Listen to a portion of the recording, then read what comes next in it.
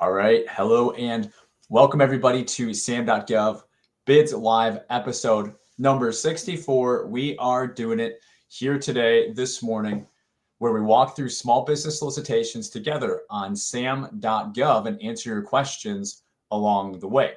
This way, you too can start bidding and winning contracts for your small government contracts business, just like so many others have throughout the now 64 episodes here of the show. My name is Derek James, if you don't know, and today we are covering up to 5 small business solicitations that are live, that I do have pulled up on SAM.gov on my screen, that we will be jumping into in just a few seconds or a couple minutes here. But if you are new and you don't want to miss future SAM Bids Live episodes, make sure that you subscribe to the channel right now and hit the notification bell so that you can be sure to ask your questions live on our future streams here. So with that being said, the solicitations that we will be covering today, as a quick preview, is number 1, Combat's Arm Range Cleaning Service. Number 2, Snow and Ice Removal Services out of Clarksburg, West Virginia. Number 3, Vault Camera Upgrade. Number 4, Piedmont Fire and Security Monitor System Install and Monthly Monitoring. And then number 5, Nautical System Enterprise Tech Support. So tech support. Now, don't forget that we are currently running the 90-day bid challenge. Maybe you heard about it, maybe you didn't. If you want me to help you respond to 10 federal contracts over the next 90 days, we can add you to our wait list to be the first to join in our next group cohort because we currently are full. In order to participate, you must have your cage code. You can email support@govkidmethod.com to get added to the wait list for the next upcoming 90-day bid challenge that we will be running. So hello and good morning, everybody. We got the administrative stuff out of the way, and thanks for hanging out today with me in this morning. Let me know down below in the comments, you are live hanging out. What state are you representing today? Or maybe even country are you joining us from if you are outside of the United States? And while you do that, I'm going to go ahead and get started reviewing the first small business government contract bid for today, as we had just pulled up a moment ago. So this opportunity is Combat Arms Range Cleaning Service. Let me zoom in a little bit more for you. That's better. This is due September 12th. This is for the Air Force. It's actually 8A set-aside contract. They're using the 562910 Remediation Services NAICS code. Now, they actually have given us quite a bit in the listing description here. So I am going to take a minute to go through that because it'll just make it faster when we're actually going into the solicitation docs.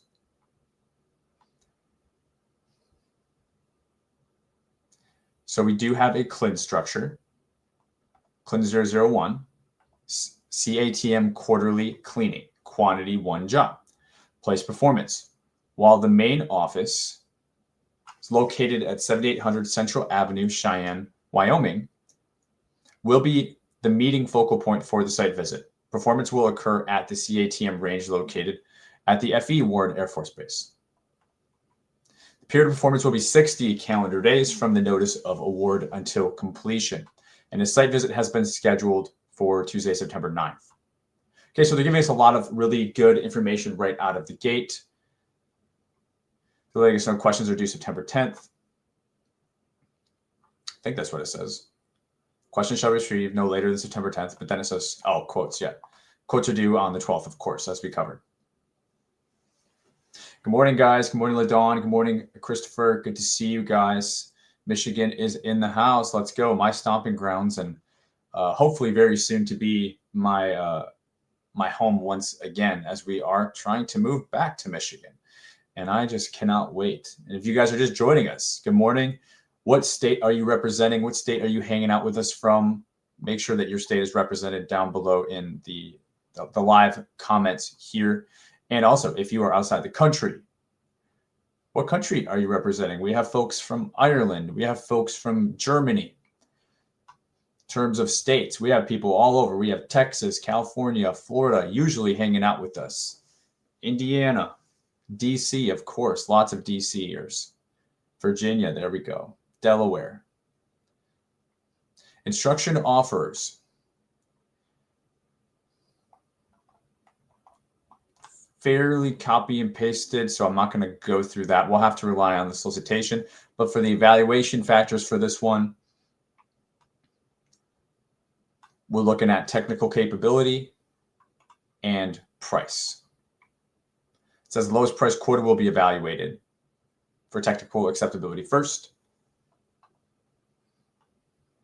They're looking for fair and to ensure fair and reasonable pricing as well, of course.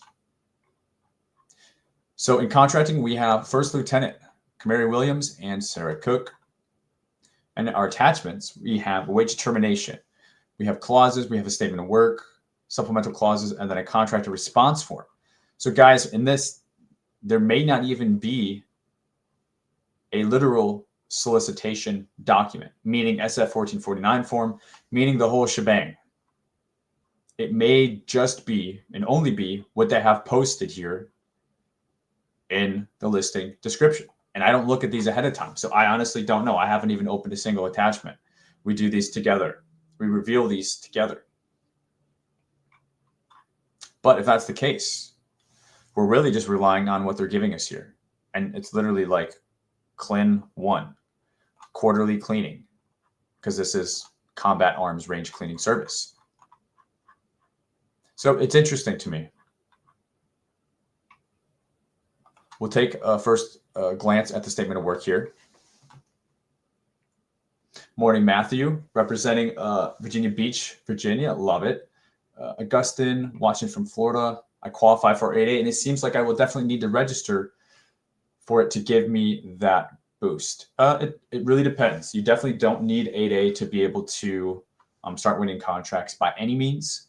And I also recommend for this, Augustine, if you haven't won any contracts before, win a couple of contracts before you get into the 8A program, because the clock really starts ticking and the time goes fast. Don't rely on the 8A program to win contracts, okay? It can be hard to win contracts getting started, but it's hard for everybody. Don't try to over-rely on the 8A program for that. We got Stretch out of Ohio, Obadiah Covington out of Virginia, Christopher out of Delaware. Good morning, guys. Good morning. Good morning. Our statement of work here is not long. It's 14 pages with a number of blank pages. But since we're looking at combat arms range cleaning, it's going to be fairly straightforward, is my guess. The contractor shall return the range to its pre-cleaning configuration after, of course, you serve it. So you're going to have to probably move stuff out and then put it back, right? Remember when you were a kid and you're vacuuming, or your mom made you vacuum and you had to like move the couch, move the desks, move the chairs. And then after you have all those nice vacuum lines on the carpet, you have to just move everything back. Maybe it's similar to something like that. The contractor shall dispose of all waste. Okay, so not only are you doing the cleaning, but you're picking up this, ammunition for the firing range. And it's hazardous waste. You can't just dump it at the landfill. So it's going to be part of what you are providing. Contractor shall clean the entire range, right? They're literally talking about HEPA vacuums, mops, and cleaning solutions. So my example is not that far off. And they want you to clean the tower, the classroom, the boiler room, laundry, tool room. Okay, so a lot of cleaning. Auger cleaning, post-cleaning thresholds. Yeah, so work areas need to be kept lead-free and as low as achievable observation visible dust too. Yeah, lead dust, guys. We do not want to play around with lead dust, do we? Definitely even more aware of that as I am looking for a house, as we are house hunting for over a year now, house hunting, to move back to Michigan.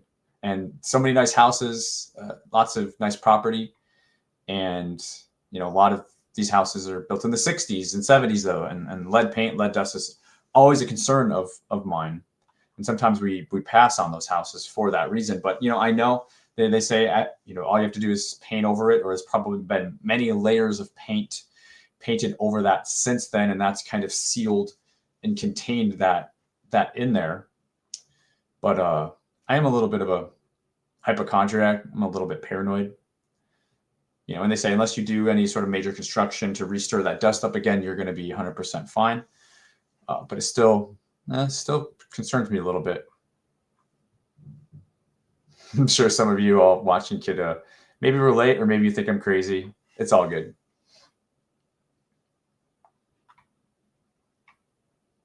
Yeah. Range cleaning, exposure to lead, I'll pass on that one. I mean, I kind of have that same thought when I see the pest control, because they're spraying the chemicals, and it's not that spraying the chemicals is a big deal per se, but they do it all day, every day as a job. And I don't see them using PPE. That's another job that's kind of concerning to me. They just walk around spraying this stuff, and it's meant to kill. It's meant to eradicate. It's concerning. Let's see what this contractor response form is.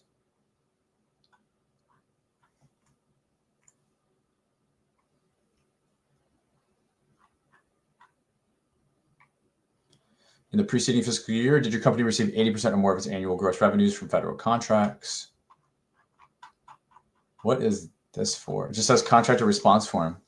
It just has your company info, kind of like a company data form, company data sheet. Yeah, it's kind of like in addition to like your entity. But yeah, guys, like no formal solicitation on this. We will be 100% reliant on what's copy and pasted in the SAM.gov listing description. Good morning, Renter 671 out of El Paso, Texas. Good to see you hanging out with us. How many of you guys, I forgot to ask this on our last episode, but how many of you, this is your first Sam Bids Live episode? And then for those of you who are returning, write returning. So you can, if it's your first, write first. And if you're returning, write returning. So they have our technical capability. And they're essentially asking, items meet the government specs, performance of work statement to clean the auger system while following applicable laws and guidelines.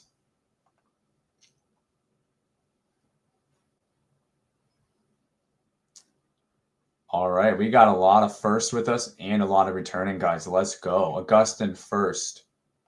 Matthew first. Didi, let's go first. Renter first. Sun State Transport first. Love it, guys. Welcome, welcome.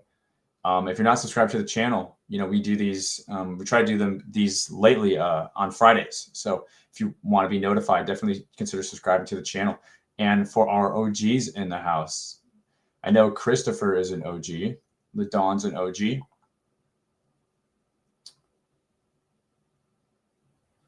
Matthew Austin, I believe, is OG. I'm pretty good at remembering names. TD Jones for sure. Rowan Broshow, of course. Also representing Ireland, my most favorite place in the world. Julius first. Awesome, awesome, awesome. Roderick Wright first as well. Awesome, guys. You know what? We've been putting so much new content, so many new videos on the channel. Those new videos likely brought a lot of you new guys in, which is new guys and gals in, which is incredible to see. Renter, just subscribe. We need like a buzzer button or something. Okay. That's a big deal. Thank you. We're trying to get the algorithm back on our side, guys. But again, this is total 8A small business set aside 562-910. Yeah, we're hanging out. We try to have fun here, and I think that's a pretty big feat, because government contracting can be pretty boring. I mean, and honestly, these lives, there's so much of these lives they're for me, because hanging out with you guys, interacting with you guys, it's just fun. I don't feel pressured. Just kind of keep it light and fun, but also, educational, especially for a lot of you folks that are new to the channel. So our next opportunity is snow and ice removal.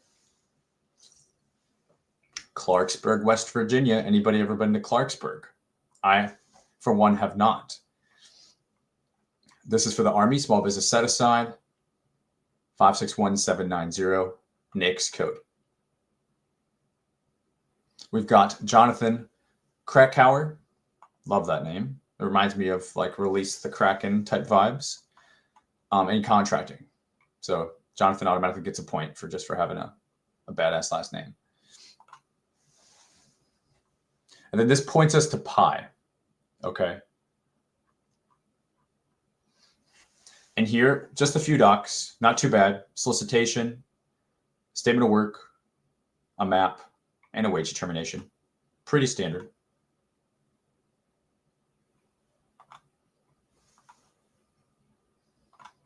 Matthews is definitely OG. Haven't been on in a while, but looking to get back into the saddle and find my motivation. 100%. Love that, Matthew. Love that.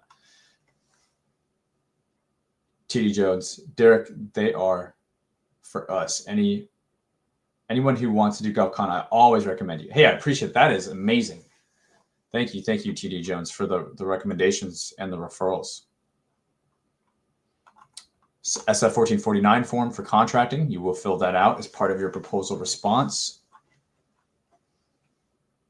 Now we have our pricing claim, which looks like we have essentially 6 items in our base year.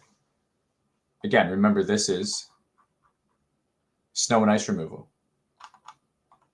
Does Pi kick anybody else out like after like 7 seconds? Does that happen to anybody else? It's like all the time I'm getting booted in 7 seconds of not being on the screen. It's crazy. So we have base plus option year 1, 2, 3. Rancher's saying, yeah, 4. So 5-year contract.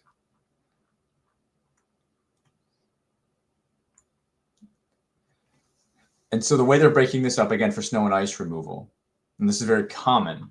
So if you're ever going to go after a contract like this, you can get used to seeing what I'm about to show you, right? So they're breaking it down by inches because contracting is kind of hemmed and hawed, and they're like, well, we're going to have them come out, but how much are they plowing? They literally go out there with a ruler and measure this. You know, I've had snowplow contracts, you know, separate from like the road salt, like literal snowplow contracts, for example, in Minnesota, which is a heck of a place to plow snow. And they do this.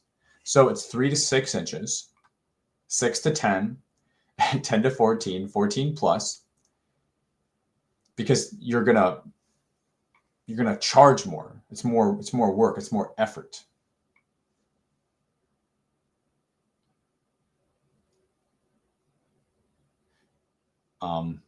Ladon, what is that address? What is the address you're posting? I want to make sure that that's not meant. I don't want you sharing your private info on this on the stream. I'm not sure what that is. But we have the ice melt and sand. Okay. Clear the sidewalks. And then we bounce over to option year 1, where we will see everything repeated. So I like this. It's very straightforward. It's very easy to understand. And for pricing, they're giving us quantity. So they're estimating. Okay, and if these estimates say they have a snowy season, if they need you more than this, like more than, for example, 8 quantity for the 3 to 6 inch, I'm going to Ladon, I'm just going to delete that comment just because I'm not sure if that was a mistake or not, if it'll let me. So if they need it more than 8 times, they're going to mod the contract. They'll add funds to the contract, or they'll just be snowed in, right? But they're saying we've got you covered for 8. And then for 6 to 10, 5, and then 10 to 14 is going to be less likely, so only 3 for the year. And I don't know if I mentioned it, but also the snow removal. Okay, so not just plowing it. They don't want a big mound. Remember growing up as a kid, maybe like in a Kmart parking lot, right? We used to just see these 15-foot mounds of snow because they plowed the whole parking lot, and they just made a giant pile. And then and for those of you that live in snowy states, I suppose, and then come like April, or May, and the snow was like really melting, but that mound has only shrunk by 50% because it was so massive. And then it just like starts to turn gray because it just gets all the nasty silt and garbage and straws and whatever from the parking lot into that mound, and that mound just like hangs out till like July, it seems like. Yeah, they don't want that. So they want you to actually remove the snow here, not just to plow it. And then this is a base +4, so a 5-year contract. Now, a lot of you guys, you ask about insurance, in your solicitations, your contracts typically tell you that. I get a lot of emails, a lot of comments, like, well, what do I need for, like, first off, like, you don't need to put a policy in place until you're actually under contract. So you're not just walking around with initiated policies when you don't have any work going on, but then you typically have general liability limits. Here they're talking about automobile liability, right? Because you're going to be actually plowing snow. Aircraft, public, and passenger liability. When aircrafts are used in connection with the contract, which is probably not going to happen. Okay. So you can turn to your contracts for those limits, and then you can speak with your insurance agent to get covered if and when you're awarded a contract and that policy needs to go into effect. Richard says, when you have a chance, can you talk about what to do after you win a bid? Struggling with that part. Yeah, I can. And I did make a video on literally it's called like what to do when you win, like step by step. The video will definitely be more thorough than I could be.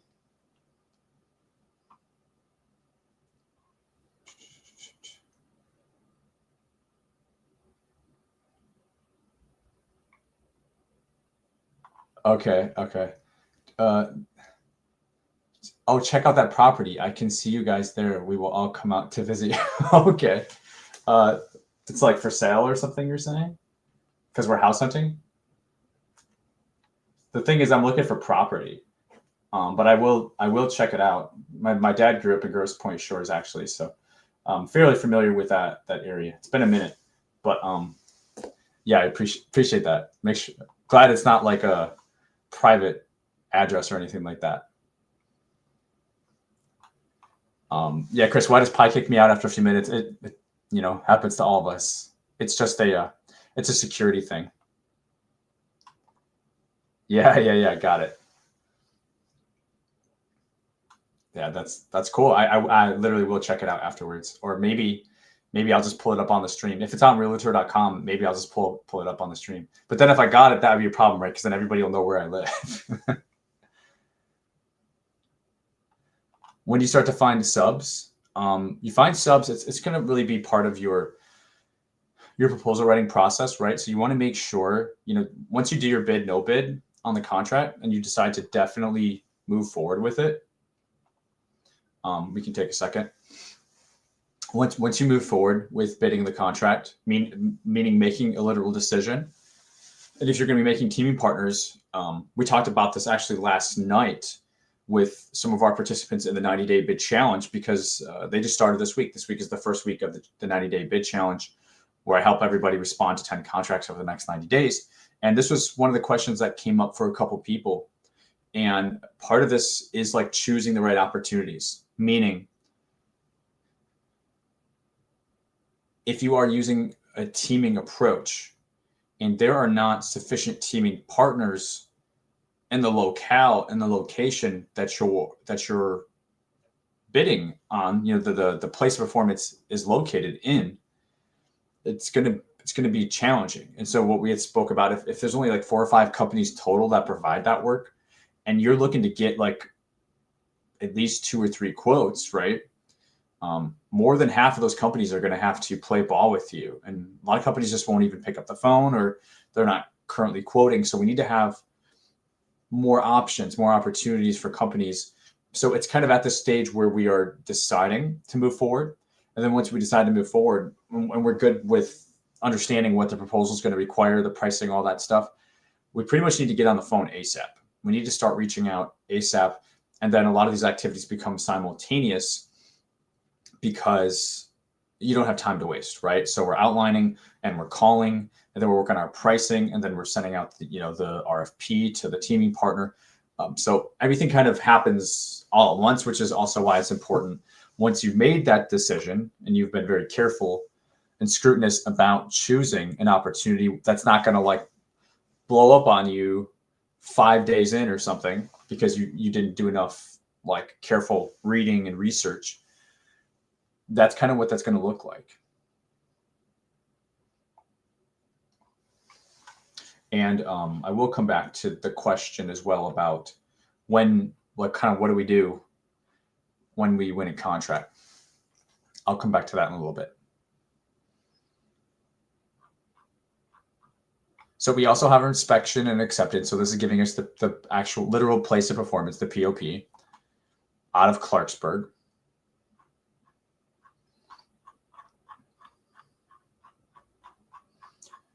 Then after that, we have our deliveries. So this is going to take our quantities from our CLINs and then tie in the location and the period of performance. So place of performance and period of performance. So they're literally going to start kicking this off 7 October of this year.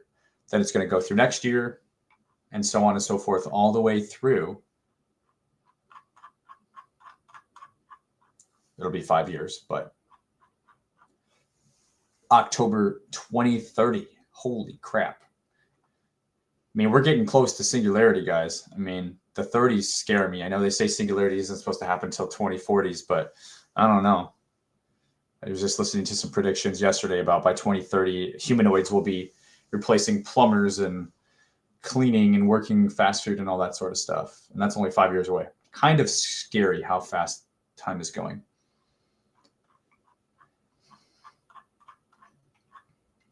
Reps inserts, I think, looks like it.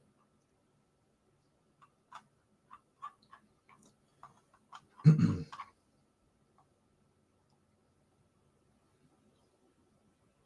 just going to go down to the bottom. Do any of you guys, when you look at these solicitations, do any of you do what I do? Do any of you go all the way to the end? Covered telecom here. Do any of you go all the way to the end and then work your way back up from there? I do it because I don't like feeling like I might have missed something. And I also do it because typically instruction to offers and evaluation factors are located at the back. And I like to get to those first. But a lot of times when I'm not trying to per se teach you guys bad habits. So when I do it live here on the channel, I try to just take it top to bottom because I know that's probably how a lot of you will read it. Just curious if anybody else does that. Does anybody else shoot, directly to the bottom, directly to the end? So for evaluation, government will award a contract to the offeror who is deemed responsible with the lowest total price. Order limits, not really giving us too much other than that. And if you guys did just join us, what state are you representing? And maybe country, if you are outside the United States, where are you joining us from? Represent your state. It probably might not have been listed yet, so it's important that you rep your state. We got Texas, we got a lot of Virginia, we got Michigan, we got Ireland. Hey, Robert, what's going on everything I read? Yeah, I mean, I'm glad it's not just me. Is it for the same reason, though? Like, is it for the same reason? Is it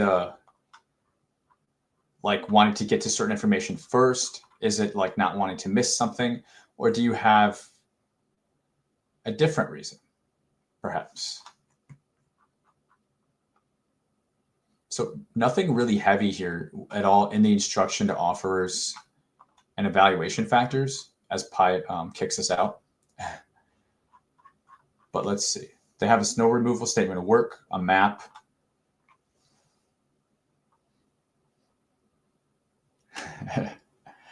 State of shock, still in Spain. What do you mean by state of shock? Yeah. Anything in particular with the state of shock? I mean, we have so many things to choose from, right? Especially in recent times. Where'd my map go?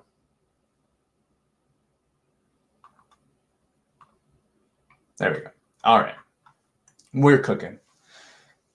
We are cooking with gas.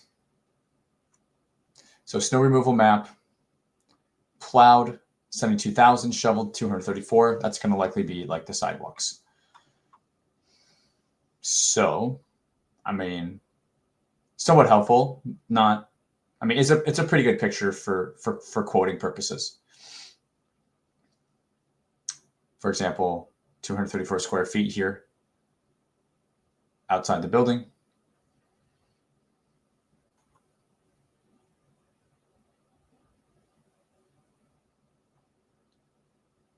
And of course, we have our lovely legend here letting us know these different areas, but really not too much to spend too much time on.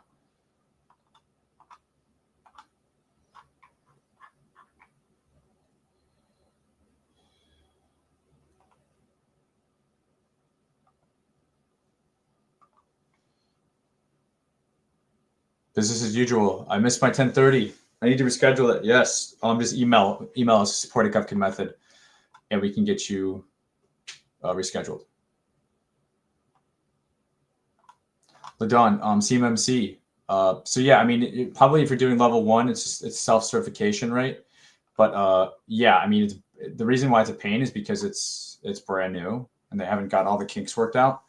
I can't really cover that on the stream, but I do totally understand what you're saying.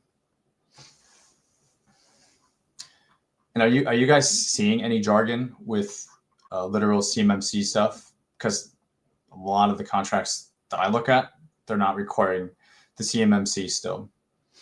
It's like it's not written into the contracts per se. All right, what else do we have here? Vault camera upgrade. I know there's been so much noise about CMMC for like 10 years. It's nothing new. And then it finally gets pushed out this summer, and it's probably going to be another year or two before they actually get their stuff together. Now I'm talking about level 1. Level 2, level 3, we're definitely seeing that. And some of that's already been into effect for a little while for CMMC. And it's for the larger contracts. It's for IT specific, like hardcore IT specific contracts, cybersecurity contracts, really where those requirements are requiring and needing more than a level 1 assessment. But for so much of what we cover, it's level 1, it's self-assessment, and you know, it's still all very, very new. So this is, again, Vault camera upgrade. Small business set aside, 561621, next code. September 15th, offers due. Christian Etner and Alex Lloyd in contracting. Now for this, we have statement of work. We have, I believe this is the actual solicitation, but they're saying it's redacted. So let's see what that is all about.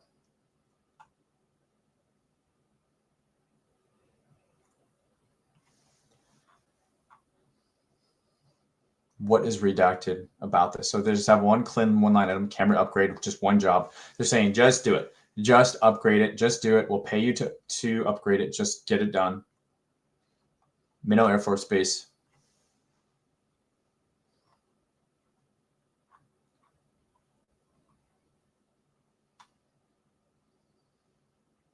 So they're saying they're using the following factors to evaluate: price and technical.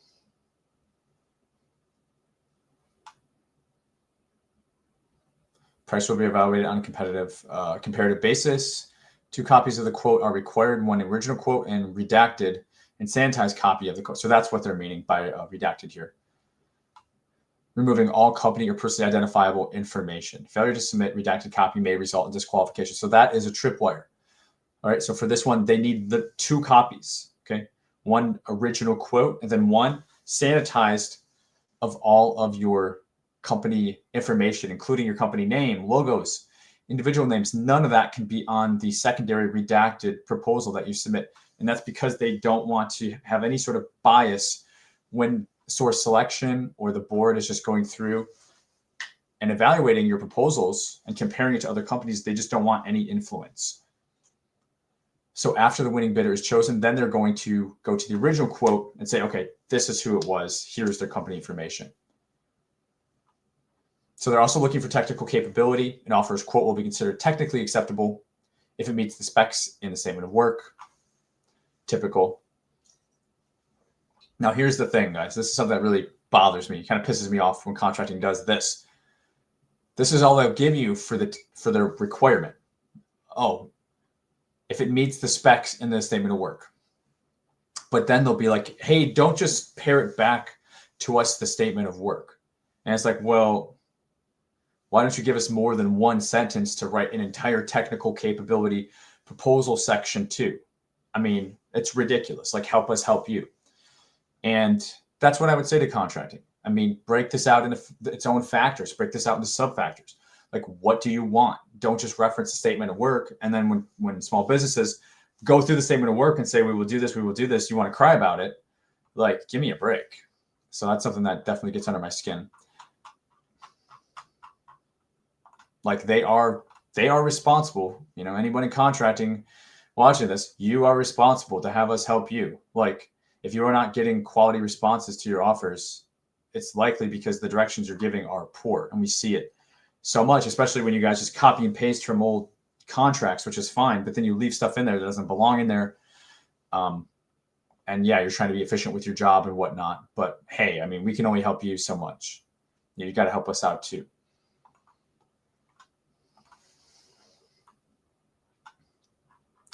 So this is just an EAL worksheet. Nothing too fancy here.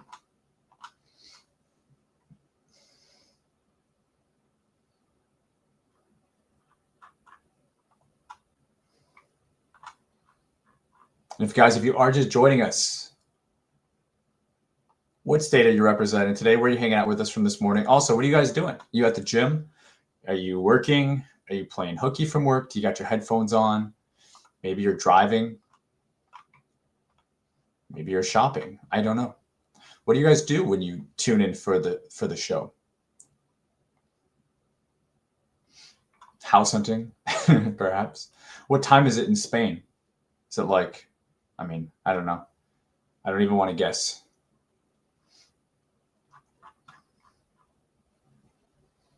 I've been slacking so much. I was on a really good streak where I was doing yoga and I was going to the gym. So I would do yoga twice a week and then I'd go to the gym 2 or 3 days a week. But then really started to ramp things up here with the channel and with the challenge. So it's been about 3 weeks. I am embarrassed to admit I have just been slacking.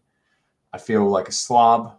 But this week I did start buttoning up my diet. I got a whiteboard. I'm tracking my macros again. I got to lose about, 10 pounds at least.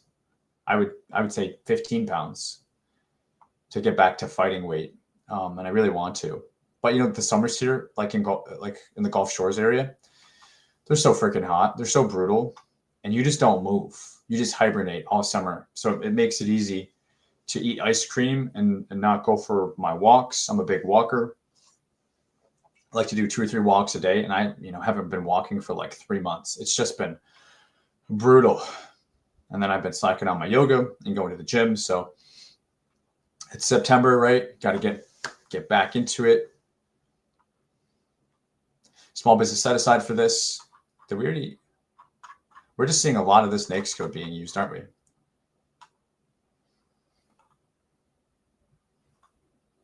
Cooking dinner, nice. What do we have it? What is the traditional Irish dish that we were cooking today?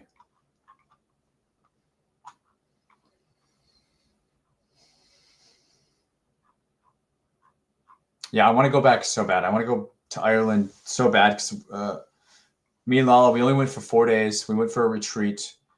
We didn't get to see anything. We took the train. We went to, what was the name of the city? Kilkenny. It was near Kilkenny.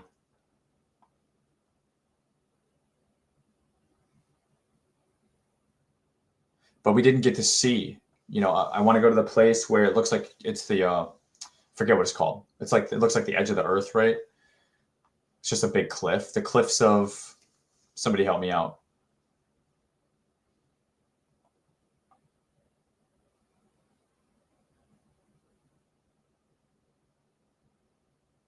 So we have pricing cliff or delivery schedule. I'm sorry. I'm sure there'll be a pricing cliff for this one. That's a 1449 form. Okay, pricing cliff. So just one job for all of these. And particularly, they're looking at different locations. So Everett Jordan Dam, Falls Lake, Everett Jordan Dam, Falls Lake monitoring. So these 4 items, one job, 12 months, 12 months. So these are going to be installs. That's why they're one job. Just get it done.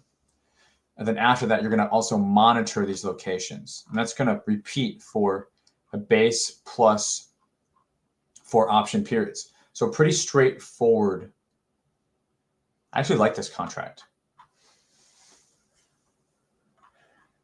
You just install and you do the maintenance. Spaghetti meatballs, an ancient Irish delicacy. I haven't heard that one before. Yeah, the Italians stole it from the Irish, right?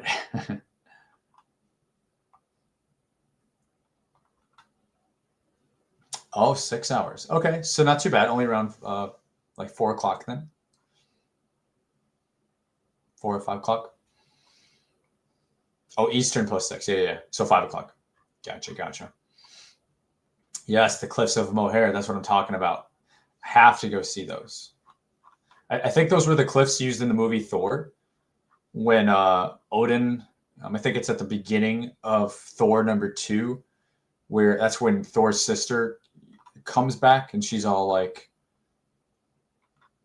super powerful. And then that's when Odin dies, right? I think he's on the cliffs of Moher, where it just looks like you're at the edge of the earth. The cliffs just drop off and it's just like an ocean. Yeah, 5:15. Nice. Not too much to this one. A lot of boilerplate stuff, to be honest with you. The offer's initial offer shall contain the offer's best terms from a price and technical standpoint. Again, this is installing and monitoring security cameras. However, the government reserves the right to conduct discussions. Government may reject any or all offers. The government can accept other than the lowest offer if they want to. They're looking at price, technical. This is the first time we actually seen reference made to past performance, so that is good to know. For the 2 R's, what are the 2 R's I always talk about? Recent and relevant. Technical criteria is going to be accept A or U, so acceptable or unacceptable. So pass, fail. And then for past performance, it's going to be rated either unsatisfactory or marginal in the last 5 years. Where they're saying if you don't, you will be rated unsatisfactory or marginal. But they're not sharing the other criteria of what they'll call you if you do have good past performance, but they will.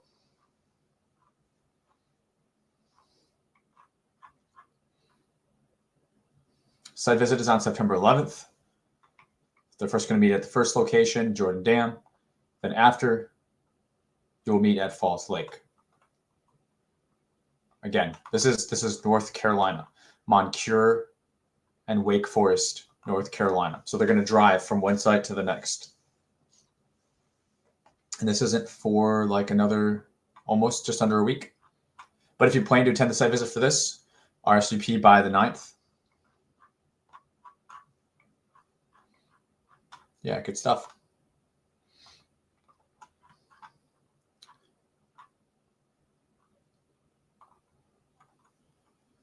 Now we also have the Nautical Systems Enterprise. So let me take a minute and address a question from earlier. When you win a contract, what do you do? So there's a couple things. So for example, if you're financing or needing funding, you need to make sure that you get that ball rolling, right? So whether it's a factoring company or you're getting a line of credit, maybe it's the bank. Because if you're going to need any sort of upfront money or capital to get this thing going, you want to make sure you have that lined up. And if you had a previous, commitment or a previous, financial backing letter, you want to make sure that that is still good to go. Odds are it would be, but again, if you don't have something, you need to make sure if you're going to need funding that you find that like ASAP. Everything's going to once again be simultaneous. It's kind of like a mad dash to get everything lined up when you win a contract. If you're using teaming partners, pretty much at the same exact time, you need to make sure that they're good to go. And that's also at the stage where I would like to, because now you have a contract in hand. And this is also another conversation that we were having last night, from like 6 to 8 o'clock last night with the 90-day bid challenge folks. What are you going to, the best way to say it? It was said last night, or it was asked last night, it's kind of like having like gold in hand, right? When you have a contract versus if you're just getting quotes, because you literally have the contract. So it's like, oh, should we wait until then and just put ballparks or estimates for pricing? And it was like, no, that's like way too risky. Like you can't do that, because then if you can't find somebody, you're going to be totally screwed. But with that being said, you do need to negotiate. Okay? If you're not negotiating when you win a contract, you're leaving money on the table, and you don't want to like beat up your whoever your teaming partner is so much that they don't want to do a good job on the contract. But typically, they are building in cushion, and so many, as I say, hear federal government and think deep pockets, right? And then they're just passing that cost on to you. So when we do have the contract, we are also negotiating right away and simultaneously making sure that we have them still to work with and move forward. And then we're also actually cutting our subcontract agreement. So when you submit a proposal with a teaming partner, okay, they're essentially teaming with you on the proposal. But if you're going to actually work with them, okay, they graduate from being a teaming partner to being a subcontractor. So that means you go from a teaming agreement to a subcontract agreement. So yeah, all of those are super, super important. And then you're also like, of course, signing the contract. But before you do that, you have to review it, making sure that contracting didn't make any mistakes when they inputted your price. For example, decimals, commas, also making sure they didn't change anything, add anything to your pricing claims that you're signing that you're going to perform on. You're really spending like a day, depending on the length of your solicitation, to read through everything, half of a day, to go through everything with a fine-tooth comb before you sign anything. And it could be a unilateral contract or a bilateral contract, meaning if it's unilateral, I mean, it's in effect whether you sign it or not, like no signature required. So some contracts are like that. Bilateral is they sign, you sign.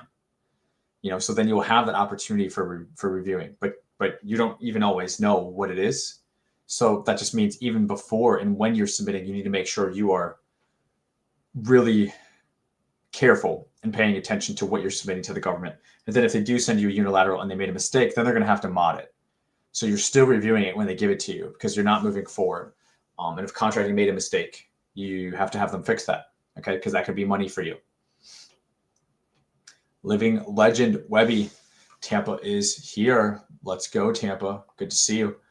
We got a lot of other folks who have not participated. Where are you hanging out from? What's your city? What's your state? Maybe what's your country for some of you? We've got Spain and Ireland on with us as well. So yeah, those are some things, really, really important things. You're going to need to find out, like, if there's going to be a start of work meeting, what needs to happen in order for you to commence work. If it's a supply buy, right, you really need to figure it out even faster, because you need to get that stuff shipped, because you're going to have a POP where that needs to be delivered and inspected, and you're going to want to get paid ASAP, right? So the sooner all that occurs for supply buys, the better too. So that's also very, very important.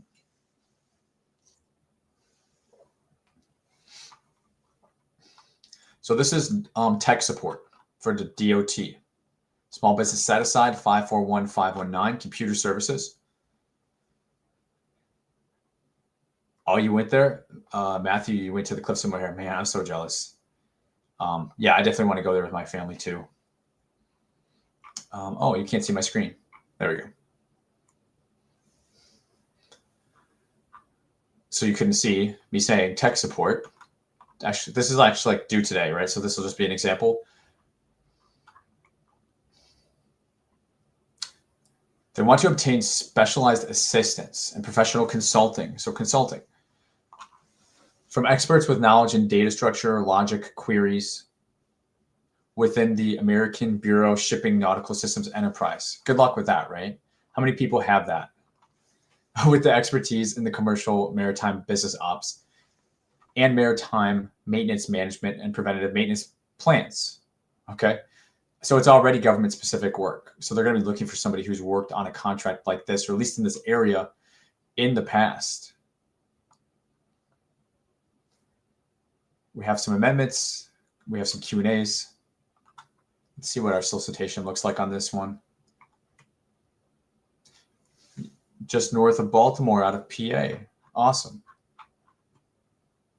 This is actually just more questions.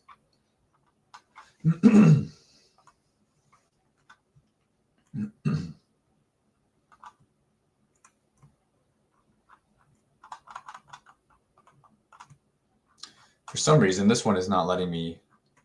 There we go. There we go. Zoom in. We got it. Okay, so SF1449 form. Are any of you guys actively bidding? Like, did anybody like submit anything this week? Does anybody want a contract over the summer, over this busy season? Or are you actively bidding right now? Like, what do you have going on? So we see CLINs within the pricing structure. What? Okay. They're giving us 30 CLINs. Okay, but these are inclusive of option years too.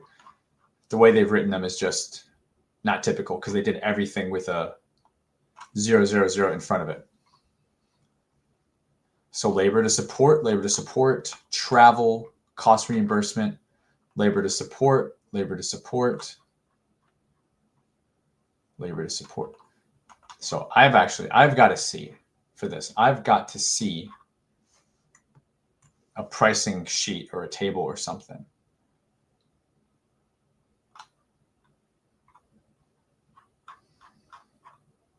Because this sounds like staff. This sounds like people. Sounds like staffing. I need to see.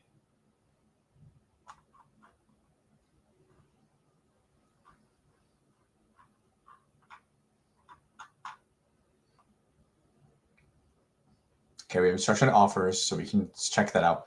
I need to see a table. How many hours? How many people is this for? Tech support.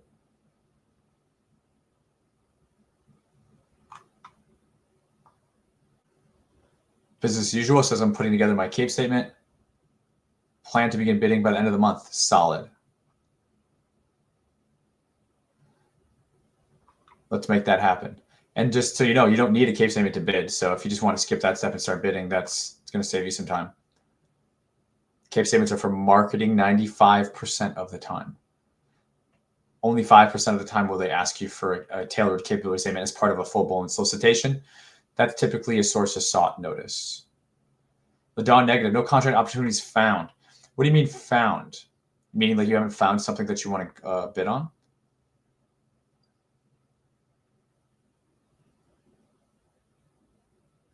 Yeah, no table for me. I'm very sad about this. We just have these CLIN structures with no sort of unit, no sort of quantity. It's a time and material contract. Okay. So it's a fixed hourly rate shall be paid for all labor.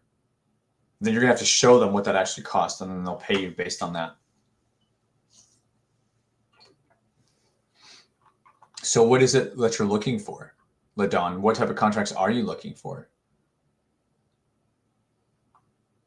that you're not finding? Is it too specific? Are you self-performing? Is that why? This contract is kind of brutal, guys. It's like, it's not one I would recommend for a new GovCon. Not to mention, it's going to be too late anyways. But this is going to be a large staffing requirement. And they're not telling you what they need. It's time and materials also. And there's just so many questions and so many amendments. Well, I mean, several, but it's fairly lengthy. Like for just one, it's like 37 questions. So a lot of interest in this. This happens with a lot of the larger staffing contracts because just one large staffing contract can just blow your company out of the water. Like, people are expensive. You can make a lot of money on just one 5-year staffing contract. So there's a lot of staffing contract houses that they watch these like a hawk. They know when it's coming out. And for those of you who have won, larger or won some contracts and you're ready to take things up a notch, you can jump into that game. For a contract like that, it's largely going to come down to your rates, right? Let's look at the evaluation criteria. Fair and reasonable price, A. B, technical capability, and C, responsibility, they're saying. So they want to see professional qualifications, like resumes, licenses, things like that. 2, specialized experience and technical competence in the type of work required. Capacity to accomplish the work within the required time frame. Submit 2 contract references. Knowledge of the project. Technical and past performance, when combined, are approximately equal to price. Okay, so this is 50% of your weighting is going to be non-price factors. So it's not lowest price. Lowest price could totally botch it for something like this. And then they have PPQs for those 2, I would imagine. Probably too specific. Yes, that's my guess. If you're still not finding anything, it's probably too specific. So at that point, you would have to make a decision, because if the government is proving to you that they're not buying in enough quantity the work that you're wanting to go after, as I always say, we don't get to tell the government what they're going to award for. Instead, we have to work backwards from what they are buying and what they're buying often if we want to build a government contracting business for that particular customer. Otherwise, we're approaching a customer with something that they're really not needing a whole lot of. And maybe the state's buying it. Maybe it's tied up on GSA, right? Maybe it's bought in other places. But if you're on the open market platforms like SAM.gov and you're just not seeing it, you're not finding it, as you said, then at some point you will have to make a decision. Okay, and that's being smart, because we don't want to keep approaching something. If it's not there, I mean, we don't have magic wands to put it on there. I don't agree. If I don't find any contracts, I'll have to do 50 sit-ups. If you don't find the contracts, my friend, I'm going to say you're going to have to buy my book. Maybe you already have it. You got to do the umbrella strategy. The umbrella strategy was literally created for the problem that you are facing. The umbrella strategy was for a student of mine 3 or 4 years ago who wanted to do a very specific offer, which is what was the exact? Athletic coordinators. He wanted to provide athletic coordinators. And as you can imagine, he wasn't finding that many specific solicitations over a period of a year for athletic coordinators. So we kept that as one spoke of his umbrella, but then we added other spokes that are, say, complementary, maybe still in the physical therapy space, but then that opens up additional opportunities besides just athletic coordinators. And I don't think it's any surprise per se that you're also looking medical in nature. Keep what you're looking for, but then add 2, 3, maybe 4 spokes to that, build an umbrella, and base that off of other contracts that you're actually seeing in SAM.gov. That way you have stuff to bid on. Because if not, then you can't even get into the game. So I'll do the 50 sit-ups if you do that. if you do submit your next bid, I will do the sit-ups on stream. Okay, I don't even care. Do the umbrella strategy, submit your next one, come on stream after you do that. I will do 50 sit-ups on stream. I will agree to that one. So guys, if this was your first live, we go through solicitations live here on the channel. And the point of that is to help you, assist you in developing your skill set, your acumen, and your fluency in going through these contracts. They are confusing. There's a lot of technical mumbo jumbo. They are a lot for a new government contractor that has never done this before. And so that's why we do these streams with you live. And I don't look at them ahead of time because I want to showcase to you a good approach to reading these. This way you can start going through these on your own, because if you can truly get good at reading solicitations and extracting the important information, you can start teeing up proposal outlines, building skeletons, in which you will plug and chug those, essentially answer the questions, give them what they're asking for, and then that becomes your proposal. You fill out the government forms, you submit RFIs to contracting, and before you know it, you are up and running. And that's what we'd like to do here. We try to keep this, high value. We try to keep things actionable for you. Okay. Me showing you how to do it, demonstrating, is way better than listening to somebody tell you how to read a contract. So we read those together. So with that being said, guys, if you are new here, definitely consider subscribing to the channel. Your subscription really matters. The algorithm had turned on us for a bit, and we are needing all the new subscribers to join us. So if you see that we do this here and you don't really get this in this way from any other channel, definitely add us to your arsenal of learning on YouTube University here, so that you can continue to take advantage of the GovCon trainings that I place. And if you are somebody who's interested in having me work with you to respond to your next 10, so your 10 next federal contracts over the next 90 days, okay, we're currently full, but if you want to be added to the wait list for when we open a next cohort for the 90-day bid challenge, email us, support@govkidmethod.com. And we will save your information, and then we will reach out to you when we open that next cohort up, which we will do in probably a month or so. But we try to keep things pretty organized in there, so we don't want too many people coming in all at one time. But we'd love to have even some of you here that are working on stuff on the channel join me in that 90-day bid challenge. So just email us, support@govkidmethod.com, and we can give you more information on that. Laura, hey, Laura is one of our, I believe, 90-day bid challenge members. Yeah, we do these live on Fridays. So this is our third or fourth one that we've been back at it. And we go through opportunities live on SAM, Laura. Good to see you. As a vet, minority business owner, I went to my bank and they said that they would give a line of credit if I would provide docs up to 75% of the contract with a net 30. Is this good?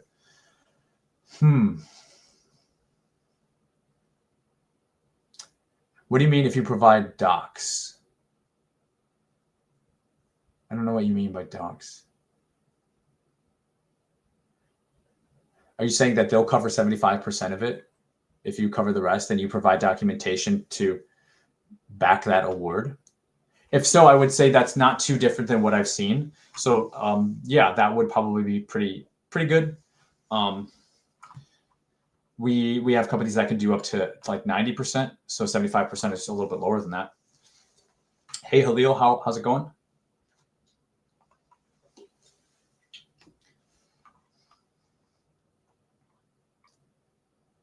Yeah, LaDon sounds good.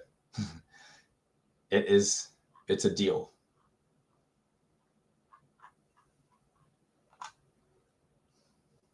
And we're actually streaming, right? We got Facebook, we got YouTube. We're on LinkedIn right now. Do we have some LinkedIn peeps on with us right now? Trying to get a contract from Turkey. I love that. So we got Turkey, we got Ireland, we got Spain, and then we got a bunch of states hanging out with us. Love it, love it. Anybody on not get my book? I don't have a copy to show you on screen. I need to get better at that. GovKidMethod.com should be just /book. If you haven't gotten it yet, I sign the books. Yeah, GovKidMethod.com/book. If you don't have a book, get a book. We're actually pushing out book orders. Our next batch is going to be tomorrow. Thank you. And just like that, look at that. A book floats into my world here. from my number one. Yeah, Legal Middleman Method, guys. People love the book. You can devour this thing in 3 days, 2 days. Some people say 1 day. Recommend it for literally everybody. If you're getting started in the space, it is actionable, it's practical, it's strategic. And I do these all myself. I've got like boxes and boxes of these things. We don't do Amazon. It's really important to me to run my business with integrity. So literally every book that goes out touches my hand. I literally sign them. So if you haven't gotten a book and you're new hanging out with us, govkidmethod.com/book. Just my website, govkidmethod.com. And yeah, I don't know what you guys got, what you had going on this summer, but we're tied in with funding, financing companies, factoring companies, credit cards. If you're needing credit cards for like say under 100K, we're now tied in with proposal writing. So if you're an established business, right, and you can't take your eyes off the prize, which is your established business right now, but you want to start putting bids out through the federal division, right, the federal wing of your business. We also have a team to literally write your proposals for you, which is something we've never been tied in with before, but that's really, really awesome. Of course, that is an investment, but for those of you who have established businesses, you are able to invest. It's not for new GovCons, but for those of you who have small businesses and you just want to submit really good proposals, and basically just add your pricing in and submit, we can do that. Matthew signed up for your original middleman course and also purchased the book.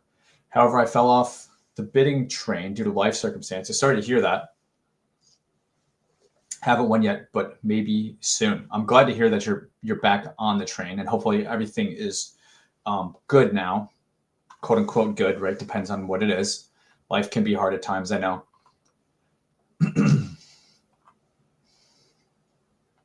But yeah, I mean, it is very much a numbers game. So but it's quality and quantity. Some people will take out of context what I mean by numbers game. It's not just putting trash up, right? Each bid you need to get better, meaning you need to learn how to price, you need to learn your industry, you need to get better at your proposals.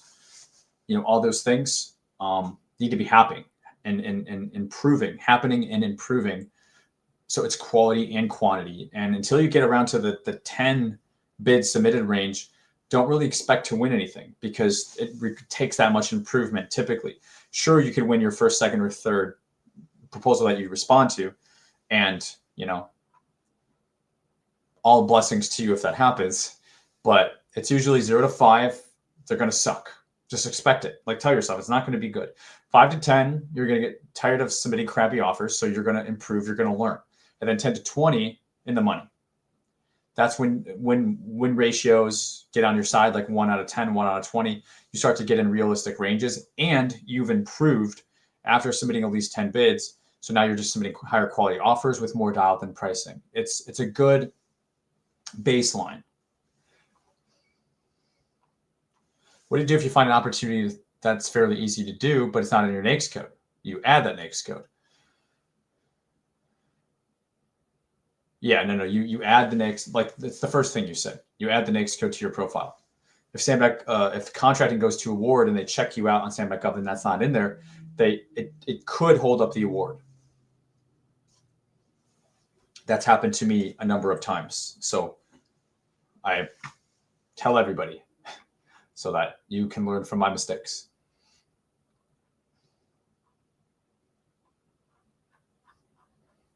But yeah, we have a lot of stuff that we're offering. We have the flagship course, which is, for those of you guys that are working like a 9 to 5, maybe you're at work right now watching, and you don't have the time to literally commit to like a 90-day challenge where help you respond to 10 contracts over the next 90 days, but you want something that's more self-paced, but you're like risk adverse about buying courses, right? Because nowadays courses, my God, courses have gotten to be horrible, and courses, they have really rightfully earned a bad name, a bad rap.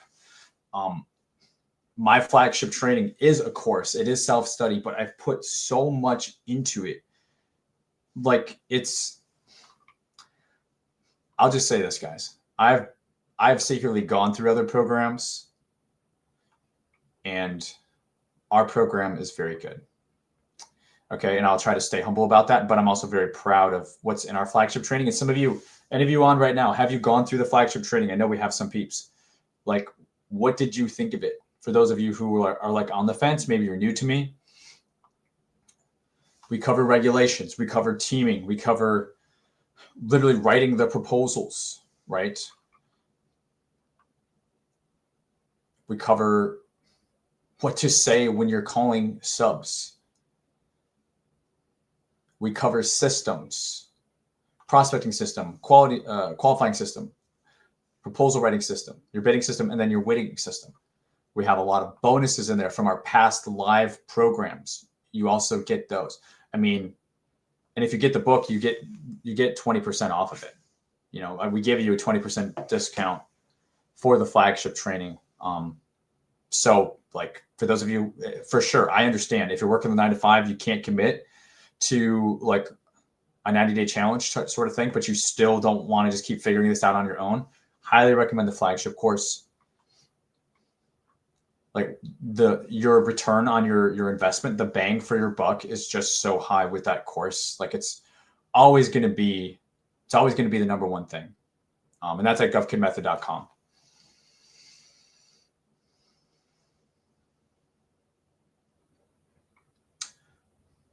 No, it's not bad to have multiple NAICS codes. I mean, having 10 to a dozen keeps you still within like an acceptable range. Calling subs, it's intimidating. I had a few GOs, but never found any traction. I tend to talk myself out of bidding for that reason alone. I totally understand that, Matthew. It can. If you don't know how to have those conversations, and then you're dealing with your own imposter syndrome because your business is new, you can have a lot of your own insecurity about calling, and then that gets transferred over the call, and then you almost scare them away, right? So you do need to stay in the power position. You have to understand clearly, like, that you are what you're offering, what your role is as a prime contractor. There's so many things that you offer that a company, say if you're teaming with another small business and say you're working with similarly situated entities, typically is what I recommend for teaming in the small business space for new GovCons if you're going to go that route. That way everything stays small business, right? And you're satisfying limitations on subcontracting. It's best to really understand the value that you're bringing as a prime so that can get conveyed over to a potential teaming partner and subcontractor on a call, on a discovery call, on that first call when you're like asking them for a quote. Right before you're doing that, you're really trying to build a relationship, you know, and a big part of that is knowing what you offer and what they offer. So that way together as a team, okay, you are doing this the right way. Okay. And it's letting them know why they should work with you, because without you, it's more than a cage code, guys. Okay. You're doing a lot of the heavy lifting when it comes to the paperwork. When you get the contract goes into effect, you are managing the contract, right? You are doing all of the contract management. You're doing all the communications, right? Maybe you're even going boots on ground. Very different than like the set it and forget it, like illegal middleman strategy. You need to remain involved throughout the entire duration of the contract. That means if it's a contract manager, something like that, these are resources that you are incurring costs for your company.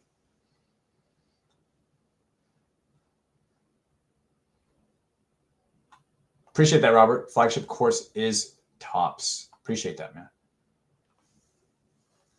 Brill. What does brill mean? That must be a Spanish saying, perhaps, or maybe I'm just missing it. Yeah, I strongly do not suggest micro purchases as a way to start off. You know, it again, I try not to, guys. There's always something that kind of hits one of my buttons here, because I know YouTube University is great. I know there's a lot of other people in the space that are telling you what you should do. And I know, like, since you're searching for information, you're going to listen. And I know that my opinion is often different than other folks' opinion. And I understand that. Oh yeah, maybe it is brilliant. Maybe it's brilliant, Laura. Maybe you're right. Where are you going to find the micro purchase contracts? How much money are you going to make on the micro purchase contracts? Is the micro purchase contract going to give you any sort of past performance that you can build on and use for larger contracts?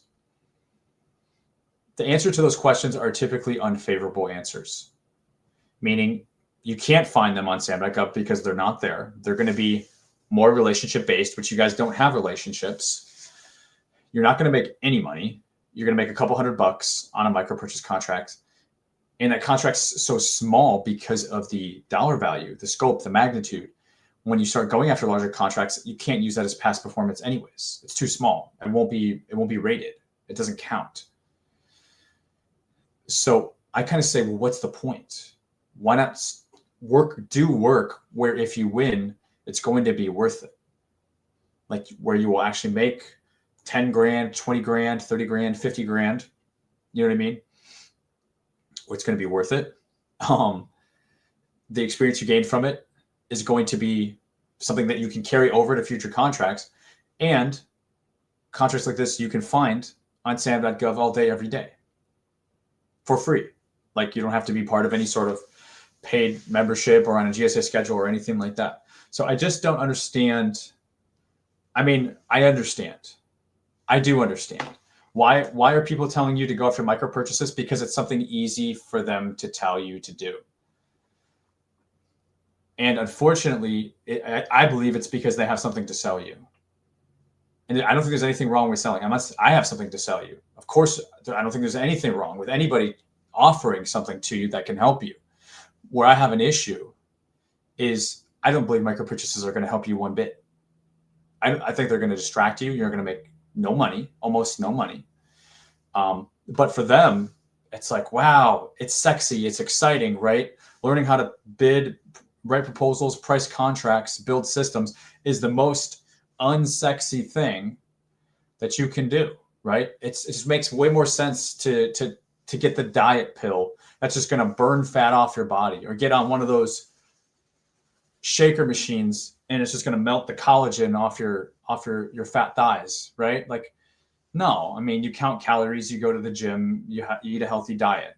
You don't even necessarily need to take supplements, but that's not sexy, right? So anytime something is made to be sexy, it's because sex sells, and it's not necessarily sex, but it's exciting. It's something that we can mentally get off on. It's something like, oh, I haven't tried that, or oh, that's the reason. That's why I'm not winning. Oh, I totally missed it. I can't believe. Oh my gosh, this person's so great. I can't believe, right? But we know it's the boring stuff.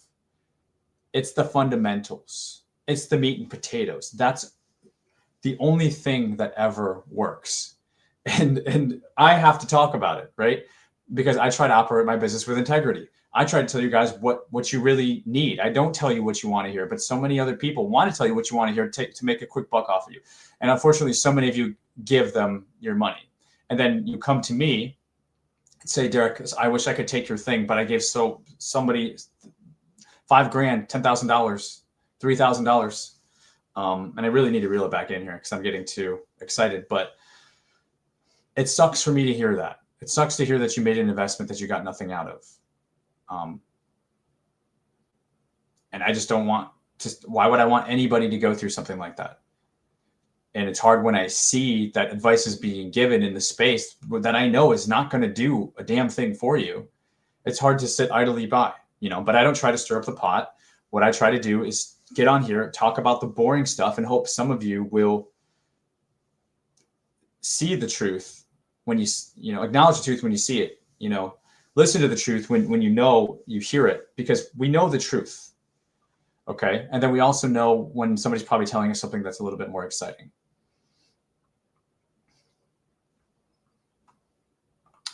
No, that's not correct. 250K micro purchase contracts are considered small. No. Micro purchase, we're talking under 20K. you're confusing micro purchase with simplified acquisition contracts, which are larger than micro purchases. So if that's what you're referring to, that's actually much better. Oh yeah, brilliant. I should have known that. Laura was right. For sure. Yeah. Okay, guys. Well, if you haven't yet subscribed to the channel, like this live stream if you've enjoyed hanging out with me today. Hopefully you got some value. You know, we really did a 50-50 today. 50 looking at opportunities and 50 with actually chatting with you all and seeing what's going on. Yeah, the pot needs to be stirred. Way too much fluff out there. So much fluff. I know. There sure is. But honestly, you guys can do a better job than I can by, you know, going into the comment sections and just letting people know what the truth is if you know it.